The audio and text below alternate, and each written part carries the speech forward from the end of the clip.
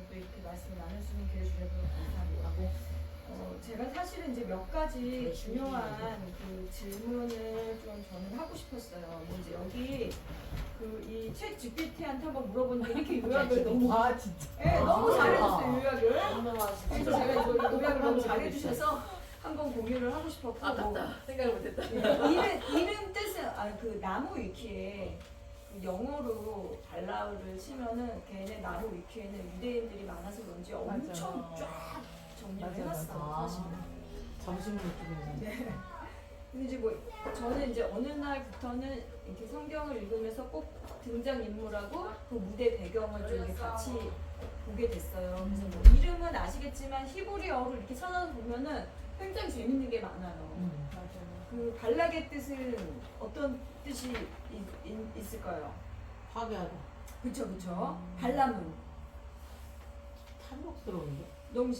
그 백성 없는 자, 뭐가 없는데? 백성을 없는 자. 삼키는 자. 파괴하는 거. 네, 맞아요. 그런 의미도 있고. 모압은 아버지로부터, 저희 너무 잘 알죠. 미디안은 다툼, 분쟁. 네.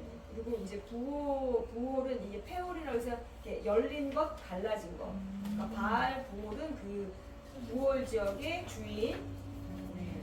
그리고 시무리는 나일들의 그런 뜻이 있습니다. 여기서 사실 중요한 건 이제 모압하고 미디안하고 그러면 왜 얘네들은 서로 동맹을 맺었는가? 그리고 이제 세일과 호리 사람이 나오는 에돔 이렇게 사람들이 나오는데 다 이렇게 그쪽 에서 1페이지 오고 아니요 여기 오고. 네. 그거 보는 거? 네네네. 그냥 너 자유스럽게 그렇죠? 넘어가시면 됩니다. 네네. 다 아는 그렇습니다. 것처럼. 혹시 그래서 이제 이런 지명이 있고 제가 지도도 챗 GPT한테 부탁을 했어요. 그때 이렇게 잘 그려졌어요. 그래서 요 그때 창세기 36장을 보면은 어떻게 에서의 후손이 에돔이 되고 세일 산지를 점령하고 그래서 세일에 원래 호리 사람이 살았기 때문에 그 땅을 뭐 호리 이렇게 또 한다. 근데 다 이제 거기서 거기다.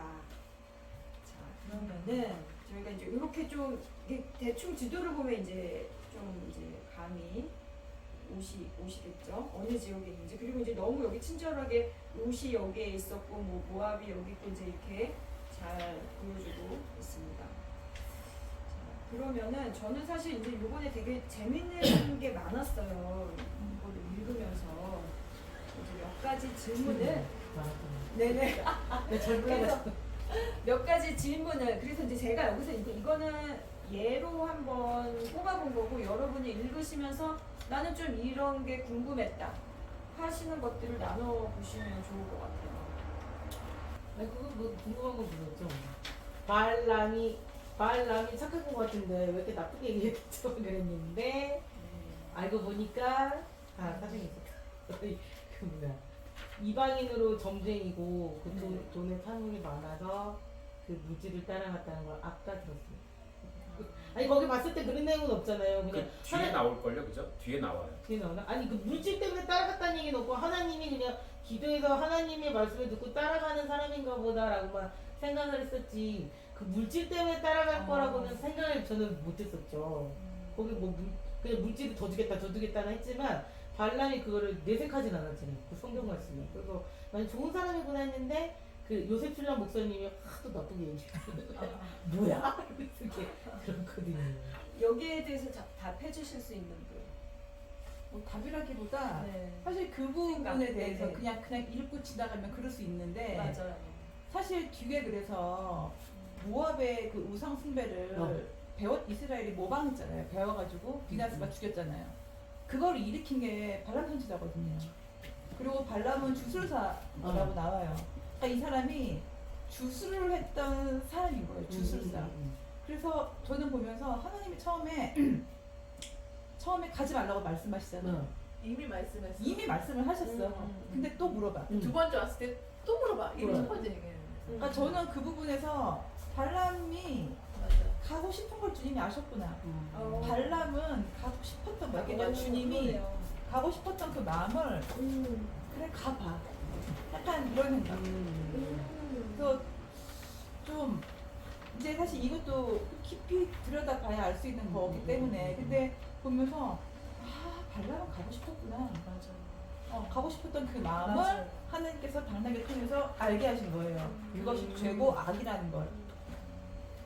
그래서 계속 그 시각으로 따라가면은 계속 사실은 더 하고 사실 저주하고 돈 받고 싶었을 거예요. 그랬는데 마지막에 이스라엘을 이렇게 축복하시는 걸 알고 주술을 끊었다 이런 말이 나오지만 최종적으로는 이스라엘이 죄를 짓게 한 그 장본인이 된 거잖아요. 그리고 같이 죽임을 당하고 모압이랑 같이. 그래서 저는 그 주술을 했던 거에 대해서 이 사람이 선한 하나님의 어떤 선지자나 예언자가 아니고 주술을 하던 그냥 사람이고 하나님 정말로 그렇게라도 말씀하실 수 있다. 당상이로도 말씀하시고 돌들로도 말씀하시고 그 악한 선지자를 통해도 말씀하실 수 있다. 좀 그런 정리를 했죠. 명확히 주술사라고도 나오고 이제 또 이제 제가 요번에 이제 하면서 또 찾은 하나는 뭐냐면은 이게 성경 어디에도 하나님께 일곱 재단을 쌓으라는 말이 없대요. 근데 걔는 일곱 재단을 쌓았다는 건 그때는 그게 이제 모든 신들을 우리는 경배한다 해서 이방인들이 하던 관습이래요. 네, 그래서 이제 거기에 조금 힌트가 얘가 하나님의 선지자는 아니었다는 거. 그리고 또 바울 그 제사 지는데 가서 했잖아요. 바알 공연. 내가 뭐라 그랬어? 바울이랬어요. 내가 바울이 나오냐면 바울도 발람에 대해서 언급을 했던 것 같더라고요. 맞아요. 그래가지고. 근데 이게 너무 일곱 그러면 저희는 이제 하나님의 그렇죠. 숫자라는 그러니까. 개념이 있어가지고 되게 이제 거룩하게 저희는 이제 막 뭔가 조나조나 의미가 있었나 보다. 네. 있었나 보네. 그리고 이제 어쨌든 황소하고 수량은 그 당시에 되게 귀한 신이었기 때문에 우리가 이제 신을 최선을 다해서 섬긴다. 그리고 이제 또 어떤 랍비는 그 아브라함부터 야곱까지 뭐 이렇게 지냈던 제사가 6개였대요. 그 지역 뭐 부엘세바 뭐 이렇게 그래서 발람이 우리는 그보다 하나를 더한다. 그래서 뭐 이렇게 했다. 그런 전설자나 삼천리도 있다고 합니다. 근데 왜 당나귀를 사용하신 거예요? 써놨잖아. 네네네. 당나귀. 왜 당나귀야? 왜 당나귀가 사실은 왜 하나님 굳이 다른 동물도 하나님이 있어요. 개를 타고 갔으니까 아 맞아요. 말이라면 말을 했어야지. 맞아요. 나는 그런 생각을 해봤어요. 네. 이때 발람은 옆에 있는 나라 왕이 찾아갈 정도로 이미 유명한 주술사였어. 맞아요. 그래서 네. 아마 다른 누군가가 통해서 말하면 듣지 않았을 거야. 내가 최고의 주술사니까. 근데 동물이 말한다는 거 그 당시 뭐 이렇게 그랬겠어? 레전드가. 정말 저는 그렇게 생각했어요. 이거는 그래요? 당나귀가 말해야. 이거 아니면 꽃이 말해야. 우리 저는 사실 이것도 웃기지만 아는 사람이 내가 20대 때 그 교회에서 은사 집회 있을 때 이렇게 또 헷갈려 넘어가서 천국을 보고 온 적 있었어요. 그래요. 근데 그때 꽃들이 말하는 걸 봤거든요. 그래서 막 왔다고 막 얘네들이 막 하는 걸 봤어요. 그러니까 이거는 말할 수 있다. 당나귀가 제일 가깝고. 그래서 좀 근데 정말 너무 중요한 말이다. 어떤 말도 안 듣기 때문에. 그래, 진짜, 맞아. 진짜. 그건 진짜 신기하게 맞아요. 왜냐면 주님께서 젖먹이들과 어린아이들의 입을 통해서도 말씀하시는데 물론 그건 당연히 사람이지만 매우 진짜. 그런 워낙 유명했던 사람이니까. 다른 사람의 말을 안 들었을 것 같아. 근데 저희가 이제 사실 또 나귀를 생각하면은 그 예수님의 그 예루살렘 입성을 생각하지 않을 수가 없고 그게 이제 스가랴서에도 예언되어 있고 이제 마태복음에 실현이 됐고 그러면 또 그 아브라함이 이삭을 바칠 때 나귀를 타고 갔고 출애굽기 13장 13절에는 나귀의 첫 새끼를 구속해야 한다는 말씀이 있고 그러니까 이게 물론 이제 나귀라는 동물이 그 당시에는 그 교통수단으로 짐꾼으로 유용한 그거였기 때문에 이 문화적 그 상징성을 사용하신 거겠지만 그것이 성경에 이렇게 되게 어떻게 보면은 아브라함이 이삭을 싣고 나귀를 싣고 가는 거하고 예수님이 그거를 싣고 가는 거하고 그건 이제 하나님이 다 이렇게 짜신 거잖아요. 당연히 나귀를 타고 움직였겠죠. 먼 거리를 갈 때는 그 당시 문화에서는. 그렇지만 그 당연히 유대인들이 성경을 이 구절을 읽으면은 당연히 예수님이 타고 가신 그 나귀, 이스라엘의 아니 아브라함이 이삭을 싣고 갔던 그 나귀 이렇게 이제 다 떠올릴 수밖에 없고, 이 하몰이라는 뜻 자체가 거친 털을 가진 붉은색 짐승이래요. 저는 읽으면서 이제 이 앞서 우리가 지난주에 했던 게 에돔 땅을 좀 통과하겠다고 하니까 에돔 왕이 그렇게 할 수 없다고 하잖아요. 그리고 나서 전쟁을 아모리 족속이랑 하잖아요. 그리고 이제 그 다음에는 모압인데, 그 사실 성경에 보면은 하나님께서 되게 재밌는 구절인데, 하나님이 에돔하고 모압이랑 암몬한테는 이스라엘에게 땅을 주신 것처럼 땅을 분배해 주셨다고 나오거든요. 저는 그래서 사실 에돔이 안 된다고 했을 때 아무리 족속하고 전쟁한 것처럼 전쟁하지 않았잖아요. 모압도 지금 마찬가지로 전쟁하지 않았거든요. 근데 모압이 가만히 있었으면은 에돔 그냥 이렇게 피해간 것처럼 어쩌면 피해갈 수 있었을 거예요. 왜냐하면 하나님께서 주신 땅이니까. 이거는 모압도 센족이기 때문에 에돔도 센족이고, 그냥 가만히 있었으면은 이스라엘이 돌아가든 비켜가든 갔었을 텐데, 하나님께서 저는 모압을 징계하시기 위해서 이것도 좀 허락하셨다는 생각이 들었어요. 드러내신 거예요, 모압에 대해서.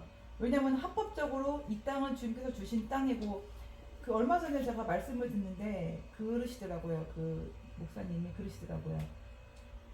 우리가 가나안 땅이라고 하잖아요, 그 땅을. 근데 하나님은 가나안인들에게 그 땅을 주신 적이 없는 거예요, 성경적으로. 그러니까 가나안 땅, 원래 함 족속에게 주신 땅은 이쪽인데 그들이 흘러 와서 그 땅에 정착을 한 거라는 거예요. 그러니까 하나님께서 에돔과 모압 같이 센족한테는 그냥 그 땅을 밟고 갈 수 없어 라고 했을 때 전쟁하라고 말씀하지 않으시는데, 가나안 족속들만 하고만 싸워요. 그러니까 그제야 그게 이해가 되는 거예요. 그래서 이 모압이 가만히 있었으면 그냥 에돔처럼 피해 갔는데, 이스라엘을 저주했기 때문에, 하나님께서 주신 땅이 있음에도 불구하고, 하나님의 복을 받은 족속임에도 불구하고 이스라엘을 저주했기 때문에, 이스라엘을 미워했기 때문에 자기네가 화를 자초했구나, 좀 그런 마음이 들어서 좀 이렇게 좀 연결을 해서 생각하게 좀 있었어요. 네. 근데 사실 그 모압하고의 관계는 되게 조금 저희가 생각해볼 지점이 많은 것 같아요. 지금 이제 말씀하신 부분도 되게 좋은 포인트고, 저도 좀 되게 생각을 하게 돼요. 그리고 이제 여기에서 그 모압하고 미디안하고 이렇게 모압이 미디안 장로들한테 가서 이렇게 부탁한 거는, 모세가 그 너무 이제 걸출한 지도자가 됐고, 그래서 모압도 어떻게 니네는 그렇게 모세와 같은 지도자를 길러낼 수 있겠느냐, 그래서 그렇게 들으러 갔다, 그런 전설 따라 삼천리가 그럴 수도 있겠네요. 네, 그래서 이렇게 계약을 맺게 된 것이다, 이런 얘기도 있는데, 그 사실 모압 여인이 여기 이제 발람이 발락의 그 사주를 받아서 저주를 하는데, 되게 보면은 정말 많은 예언들을 해요. 어떻게 이런 놀라운 예언을 하나님을 믿지 않는 술사에게 이렇게 해서 하실 수 있을까? 정말 그 나귀들에게도 말을 하게 하시는, 돌들에게도 말을 하게 하시는 하나님이 맞다 싶을 정도로. 근데 사실 모압과 관련돼서 굉장히 중요한 사건이 있어요. 그 모압이 그 발람이 한 예언과도 연결이 되어서. 그게 뭔지 혹시 연결이 되어서? 네, 모압과 사실 이제 나중에 그 모압 여인으로 인해서 네, 이제 비나스 사건이 일어나잖아요. 네. 근데 사실은 모압 여인과 관련돼서 큰 사건이 일어나요. 그 발람의 예언과 관련해서. 비나스 말고. 네네. 그래서 그 하나님의 사실 저희가 보라 하나님의 그 룻의 그렇죠. 네, 그래서 여기서 계속 메시아의 탄생을 얘기를 하는데, 이 랍비들도 뭐라고 얘기를 하냐면 이거는 모세가 아니라는 거예요. 여기서 말한 예언자는 모세도 아니고 다윗도 아니고 메시아라는 거예요. 모시아, 그리스도라는 거예요. 그래서 제가 그들이 한 그거를 제가 읽어드릴게요. 그러면 룻이 보아스랑 결혼을 하잖아요. 네. 나오기랑 이렇게 나와가지고 그래서 그 이거는 조금 그 유대인들 사이에서는 그냥 어느 정도 정설이다 하는 것이 그게 이제 다윗의 할머니라는 거예요. 룻이 다윗의 할머니. 네, 그러니까 이제 생각을 해보면 여기서는 사실 이제 모압 여인들하고는 니네 뭐 10대까지는 뭐 또 하지 말고 걔네는 회중에도 들어올 수 없고 사실 하나님이 막 그렇게 하셨는데 결론은 모압 여인의 후손을 통해서 이스라엘을 구원하시게 되는. 근데 그렇잖아요. 그 네. 룻게 보면 나오잖아요. 모함 룻이 네. 나왔지만 나오미의 아들로 오벳이 나오미의 족보로 들어가잖아요. 몸은 롯의 몸을 빌렸지만 그래서 모압과 이렇게 맺어지면 안 되지만 예외로 그러니까. 이게 그 무르는 법칙으로 인해서 네. 왜냐면 그러면 나오미는 그 족보가 끊겨버리니까 걔가 없으면 그런 거 아니에요? 네네. 그래서 어떻게 보면은 그 여기에서 그 뭐랄까 과연 하나님이 행하신 그 큰 능력이 뭘까? 그 나를 못 살게 하고 아프게 하고 이스라엘을 막 괴롭히고 이런 사람을 하나님은 저주해서도 마땅하지만 근데 저주하지 않으시고 오히려 하나 보게 되게 하나님의 그냥 족보에 그냥 넣어버리시는 희생이 있어요. 하나님 하시는 일에 네. 죄가 있고 죄에 대한 네. 대가가 이제 죽음. 네. 모압 여인하고도 이제 그 네. 이런 얘기도 있지만 모압 여인들이 섬겼던 우상에 대해서 네. 이스라엘 민족들과 음행을 하게 되는 거죠. 그리고 네. 그 자신들이 믿었던 신의 이스라엘 민족이 따르게 하고 네. 그래서 몇만 명이 이제 죽게 되고 또 네. 이게 사건입니다. 네. 그러니까 어떻게 보면은 하나님의 그 지금 반란도 악과 선 사이에서 굉장히 헤매는 거예요. 내 원은 이거고 근데 하나님은 하지 말라고 그러고 근데 나는 계속 이거를 하고 싶고 이거를 해도 문제가 없을 것 같고 근데 또 하니까 안 되고 막 그런 혼란 속에서 막 만나기는 말하고 그쵸. 난 나를 막 사랑하고 싶은데 막 하나님은 또 얘를 사랑하라고 그러고 막 그 혼란스러움. 근데 그 하나님이 그 모든 인간의 그런 어떤 탐욕과 그거를 다 사용하셔서 결국은 하나님의 그 놀라운 뜻을 이루시는데 그것이 결국은 그들을 뭐 내치거나 이렇다기보다는 그냥 하나님의 그냥 족바 안으로 넣어버려. 어떻게 보면요. 물론 그것이 이제 상징적으로는 뭐 나오미의 이걸로 해서 어떻게 구속받은 상태로 들어가게 하시지만 어쨌든 그래도 그냥 하나님은 그냥 그런 어떤 정말 모함 여인과 엄청난 음행 속에서 막 했지만 하나님 안에서의 그런 구속된 모함 여인은 또 다른 그런 구속사의 계보를 이루는 이게 어떻게 보면은 하나님이 인간 사이에 행하신 가장 큰 놀라운 화해의 역사가 아닐까. 그래서 이제 제가 오늘 사실 이거를 물론 이제 룻과 보아스의 얘기는 늘 신비롭고 아름답고 뭐 여러 비유로 쓰이죠. 뭐 이스라엘과 이방인의 관계부터 시작해서 뭐 하나님과 뭐 예수와와 우리의 관계 많은 걸로 쓰이지만 저는 오늘 이거를 읽으면서 그 어떤 하나님이 행하시는 정말 놀라운 일이란 과연 무엇일까? 이스라엘이 잘 되고 이렇게 하고 복받고 가나안에서 이것도 물론 하나님이 행하시는 놀라운 일이지만 그 이면에 그냥 민족을 품어버리시는 하나님, 그 화해를 그냥 잃어버리시는 하나님. 인간과 인간은 화해할 수 없어. 그리고 이 모압 여인 이스라엘 입장에서 볼 때는 이 모압 여인과 도대체 어떻게 할 수가 없어요. 다 우리를 음행에 빠뜨렸고 나쁜 자고 그리고 또 이 발락의 후손들 우리를 저주하려고 그렇게 애썼던 발락의 후손들을 그냥 하나님이 그냥 구속의 영향 아래 그냥 이렇게 두어버리시는. 그래서 제가 오늘 진짜 크신 하나님을 이 무엇인가에 대해서 조금 되게 좀 그 부분이 오늘 저는 좀 되게 와닿았어요. 그래서 이제 이 부분을 가지고 이제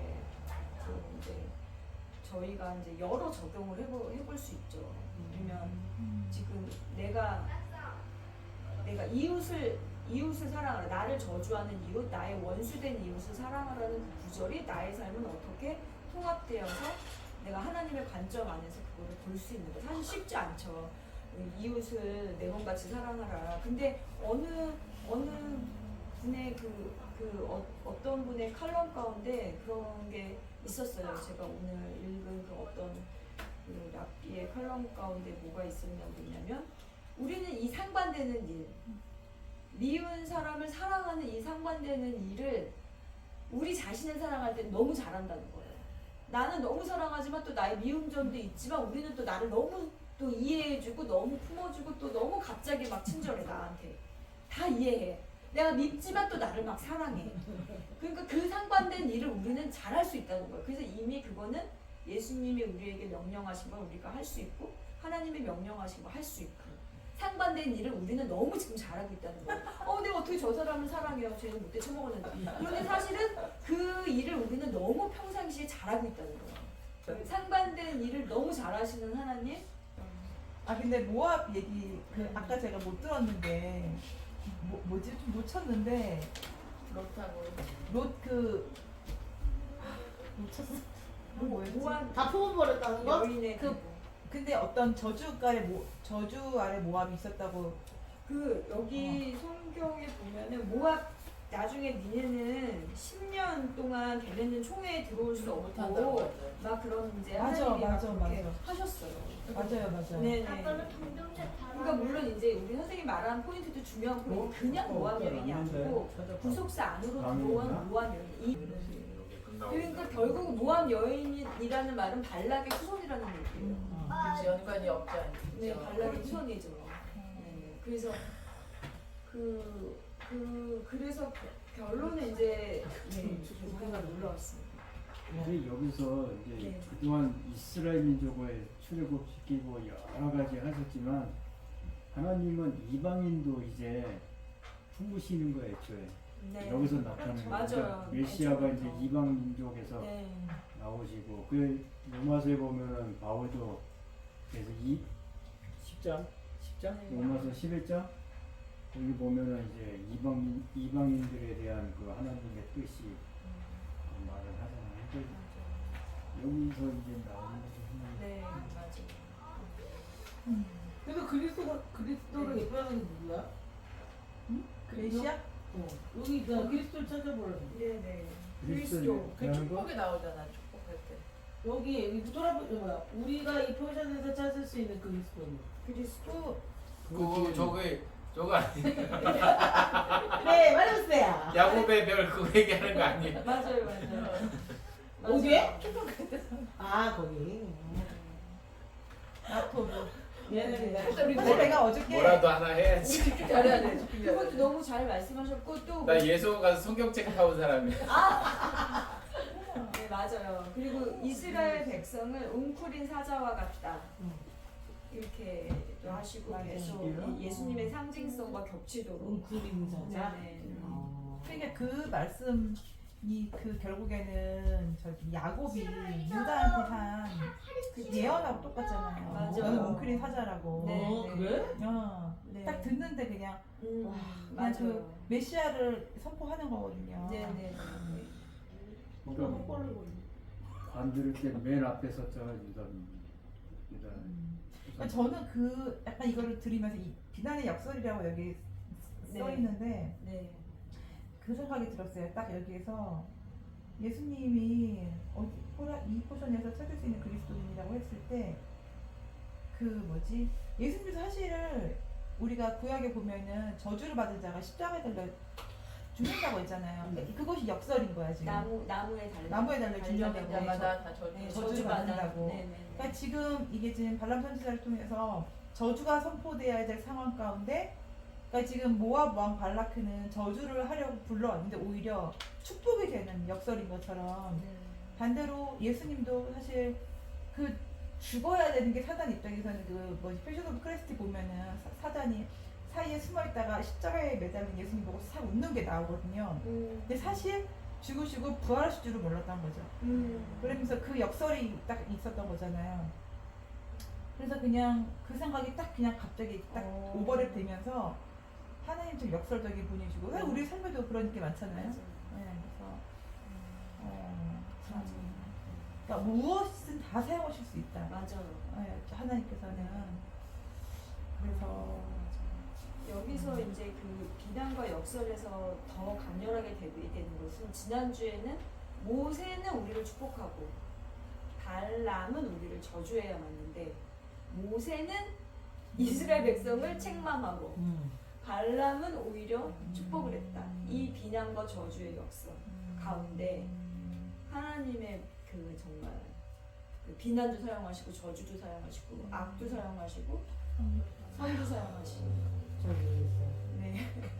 정말 그 제가 이제 처음 아팠을 때는 사실은 이 히브리적인 개념은 없었어요. 제가 이제 2011년에 아이압에 있었고 2011년 가을에 이제 이스라엘을 처음으로 가게 됐어요. 평생에. 그때 어떤 분 이스라엘 기도 모임은 제가 이제 예수님 믿고 로마서가 열리면서 이스라엘 기도 모임은 가고 그 아이압도 그 이스라엘 기도가 거의 그 기본 사항이에요. 그래서 맨날 기도를 했었는데 이제 제가 암이 오고 나서 이스라엘에 그러니까 암이 오기 전이죠. 이스라엘을 갔는데 그때는 사실 어떤 이런 히브리 세계관을 알아서 간 게 아니고 그냥 같이 공부하시던 분 중에 그 메시아님이 17년 전부터 있으셨던 분이 너가 정말 예수님을 알고 싶으면 히브리어를 공부해라.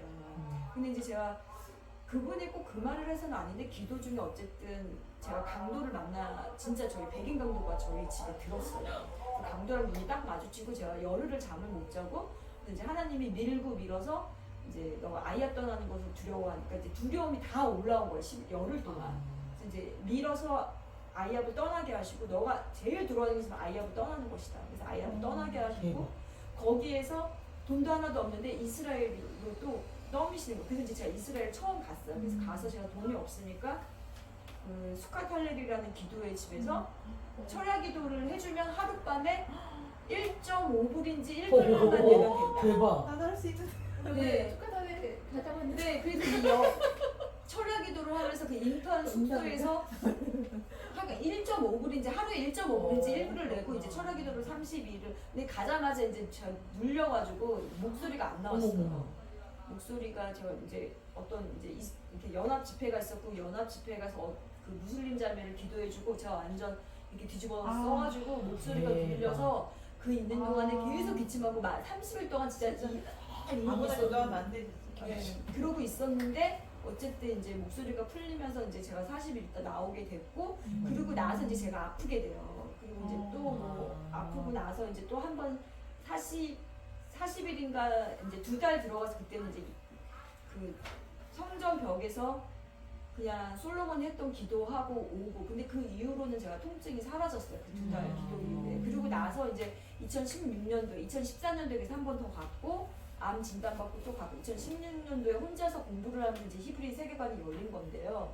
근데 저는 이제 이걸 랍비 티칭을 들으면서 제가 열린 게 아니고 그냥 히브리어 문법을 공부하다가 그 원어를 파고 들어가면 하나님의 그 오리지널이 다 있는 맞아요. 거예요. 근데 너무 다른 거예요. 제가 생각했던 그 개념과 그냥 이렇게 묵상했던 거랑 너무 달라요. 그래서 저는 선이라는 것이 제가 아무리 하나님을 만나고 뭐 기복신앙 나빠 뭐 이러고 있었지만 사실 그래도 선은 그냥 인간에게 좋은 것이라는 그 무의식적인 생각에서 벗어나기가 쉽지 않았던 것 같아요. 그래서 암을 그때는 제가 그래도 기도의 집에서 오랫동안 뭐 철학기도 하면서 그러고 있었기 때문에 믿음이 지금보다 좋았는지 어쨌는지 별로 슬프지는 않았어요. 그렇지만 이것이 나에게 선물로 와닿지는 않았어요. 그냥 뭐 주님이 허락하신 거 주님의 주권을 높이니까 내가 받아들이지만 기쁜 거는 몰랐어요. 근데 거기 사실 히브리어 개념에 무사르가 있어요. 잠언에 보면 이렇게 보통은 책망, 징벌로 나오는데 그 원어의 의미는 뭐냐면 양육이에요.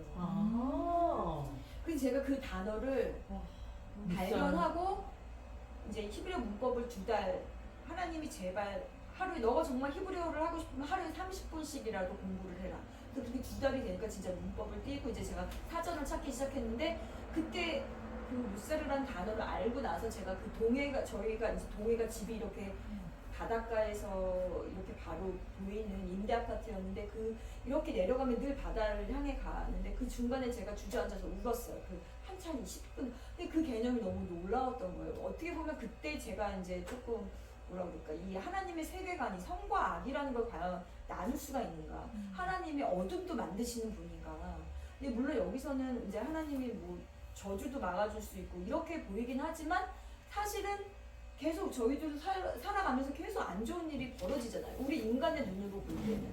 그런데 사실은 그것이 하나님은 나쁘지가 않다는 거예요. 너희 눈에는 나쁘게 보여도 내 눈에는 나쁘지가 않다는 거예요. 너희가 아무리 뭐 그렇고 그래도 나는 괜찮다는 거예요, 하나님은.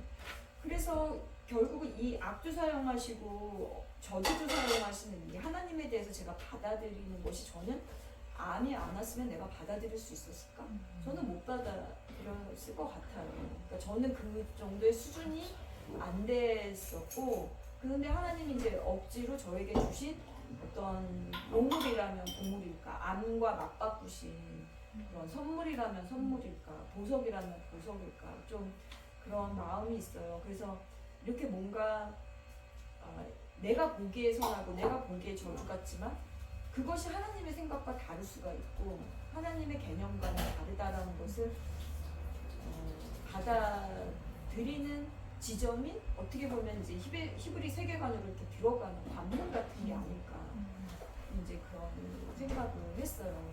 근데 제가 어쩌다 보니까 이제 여기까지 왔는지 모르겠지만 그 사실은 그 비난의 역설에는 그런 어떤 하나님의 정말 그 총체적이고 통합적이고 그런 관점이 녹아 있는 것 같아요. 예수님의 십자가 사건이 정말 아주 대표적이죠. 저는 그러면서 하면서 또 계속 같이 따라가는 게 욥이었어요. 욥기였어요. 계속 이게 너무 욥은 무슨 죄야 대체. 근데 그 욥이 모르는 상황이 하늘에서 벌어졌고 욥은 지금 이 상황을 황망하게 당하고 있는데 이스라엘이 모르고 벌어진 상황에 이스라엘 일상은 다른 게 없었겠죠. 굉장한 구원에 굉장한 저주에서 구원받았는데 이스라엘이 몰라. 근데 욥은 굉장한 사건에 휘말린 거잖아요. 근데 지금 역사를 말씀하시니까 다시 또 욥이 생각나면서 그 결국에 그러니까 그 욥기 강해를 드리면 박영선 목사님이 그렇게 말씀하시거든요. 그 무엇이 선인가에 대해서 결국에는 계속 그러니까 인과응보. 이 구원이 인과응보냐는 거죠. 잘하면은 상 주시고 못하면 벌 주시고 그게 아니라는 욥기는 그거를 말하고 있다고. 그러면서 욥이 또 생각이 나면서 계속 그래 참 감사함으로 받으면 버릴 게 없다는 말씀처럼 정말 되게 단순한 말이잖아요 그 말이. 근데 이 모든 복잡하고 깊고 심오하고 너무나 신묘막측하신 주님의 모든 섭리가 그 한 단어에 감사함으로 받으면 버릴 게 없다는 그 저희 엄마가 감사의 전공이거든요. 내적 치유라는 거는 이제 평생의 여정이죠. 근데 문제는 그 과정을 통해서 그 만나게 하실 사람이 있는 것 같아요. 그러니까 그런 일이 없었으면 내가 못 만날 사람들이 있다는 거죠. 내게 허락한 그 만남의 그 경계서 이렇게 지역적인 경계가 아니라 그런 그러니까 만약에 예를 들어 제가 이혼했어요. 암 걸렸어요. 그럼 제 친구들은 누구겠어요? 암 걸리고 이혼한 여자, 혼자 사는 여자. 그러니까 이게 뭐라 그럴까? 하나님이 정해주신 만남의 경계 같아요, 저는. 그리고 이제 제가 그런 또 이게 지금 말씀하신 대로 다 어떤 그런 감정들과 연결되기 때문에 저도 이 나이 되니까 제가 지금 상담을 공부하고 있어요. 저는 제가 상담을 공부하게 될 줄 몰랐거든요. 근데 아기 때도 말은 표현을 못하지만 뭔가 이렇게 감정적으로 계속 그런 어떤 슬픔들, 알 수 없는 우울함들 뭐 이런 것들이 계속 올라오니까 제가 이제 어렸을 때부터 시 쓰고 소설 쓴다고 난리치고 다녔겠죠. 그러니까 근데 또 지금은 이제 또 상담사는 아니지만 뭔가 그래도 나를 성찰하고 싶어, 나를 알고 싶어 이러면서 이제 또 상담하고. 그러니까 이게 좀 그러면서 계속 이제 만남의 그런 관계들이 달라지는 거죠. 근데 너무 재밌는 거는 지금 이 관점에서 그럼 뭐가 하나님께는 선이고 뭐가 악인가 봤을 때 그 사실은 라라는 개념이 있어요. 악이잖아요. 발음은 똑같아요. 라아. 발음은 이 히브리어는 발음이 완전 하나님의 언어 유희를 위해서 만드신 철자는 약간씩 다른데 발음은 똑같아요. 그건 반드시 하나님의 뜻이 있어요. 라아가 두 가지 발음이 라인데 하나는 뭐냐면 보다가 있고 하나는 악이라는 뜻이에요. 그러니까 우리 눈으로 보는 거는 악이야. 그래서 너의 눈이 마음의 뭐 영혼이다 이런 게 잠언에 있잖아요. 하나님의 그 구절이 있어요. 그러니까 결국 우리가 눈에 보이는 대로 판단하면 그거는 하나님께 악이라는 거예요. 그리고 내 관점이 아니고 하나님의 관점으로 봐야 내게 일어났던 암 사건, 이혼 사건, 낙태 사건 이런 것들이 하나님 안에서 이제 토부가 될 수 있겠죠. 그러면 하나님이 보시는 선은 무엇이냐? 하나님이 보시는 선은 이게 이제 히브리어를 공부할 때 제일 좋은 건 그 단어가 언제 쓰였냐. 제일 먼저 처음 쓰인 게 이거는 히브리어를 제대로 공부하신 고대 근동 학자에게 배운 거예요. 그 히브리어가 제일 먼저 왜냐면 이게 히브리어는 참고 서적이 별로 없잖아요. 성경 외에는. 그러니까 그 단어가 제일 먼저 쓰였을 때를 제일 그 단어의 핵심 단어로 놓고 그 다음에 이제 사전을 만들어 봤다는 거예요. 그래서 그 히브리어 사전 자체가 약간 성경 해설서 같은 뭐 그런 뉘앙스도 약간 있어요. 그럼 그게 제일 먼저 언제 쓰였냐면 내가 다 만들었다 보시기에 좋았더라. 그냥 하나님이 만든 그 창조의 뜻대로 있는 게 하나님의 선이잖아요. 근데 지금 여기서 말하는 유대인 이 찬양이 있어요. 유대 지금도 그래요. 유대인들이 예배를 드릴 때 이 예배 순서는 뭐 이제 그 500 기원전 500 몇 년도에 뭐 성전이 무너지고 뭐 그때 이제 영적 예배 개념이 들어오면서 뭐 만들었을 것이다. 뭐 그런 얘기도 있고 유대교가 성립이 되면서 만들었을 것이다. 뭐 이런 여러 의견들이 있지만 중요한 거는 유대인들이 지금도 예배를 시작할 때 이 마토부라는 찬양을 드린다. 그 발랍이 했던 형제 연합하여 동거하며 어찌 그리 아름다운가. 그 찬양을 너희의 아름다움 쳐서 어쩌고저쩌고 그거를 지금도 불러요. 막 제가 한번 틀어드릴까요? 마토부 한번 틀어주실 수 있으세요? 좀 기니까 1절만 네, 1절만 잠깐만 들어놔서 이게 그 형제 연합함의 어찌하여 마토부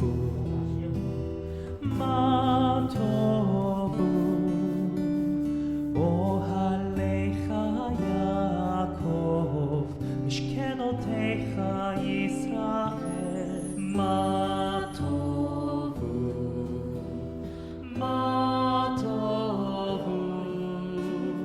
오할레ኻ 야עקב משכנותיך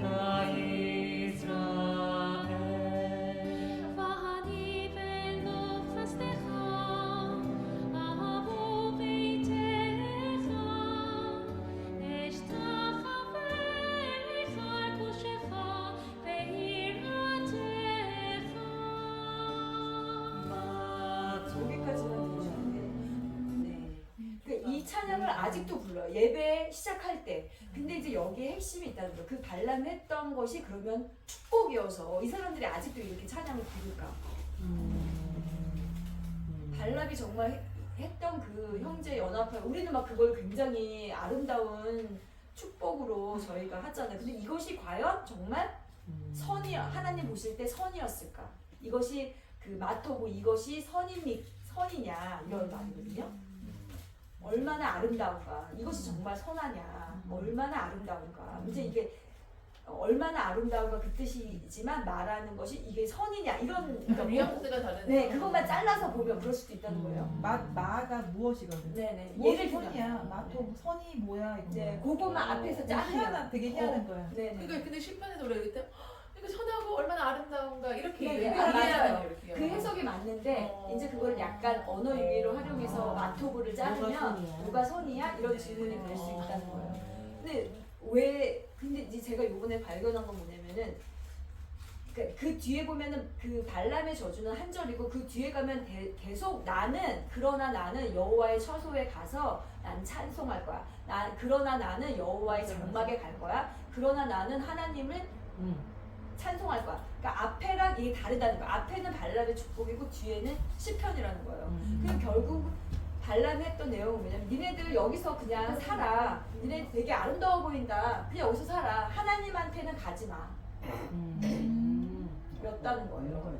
그 고대 랍비의 해석을.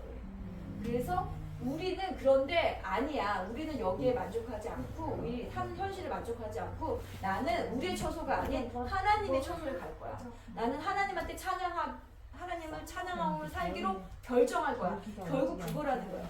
그래서 결국은 그 선이라는 것이 나의 기준, 내가 보는 것이 아니라 하나님의 기준, 하나님의 처소에서 보는 거라는 것이 선일수, 선이라는 것을 우리가 정말 인정할 수 있는 거야. 아 이게 목이 감사합니다.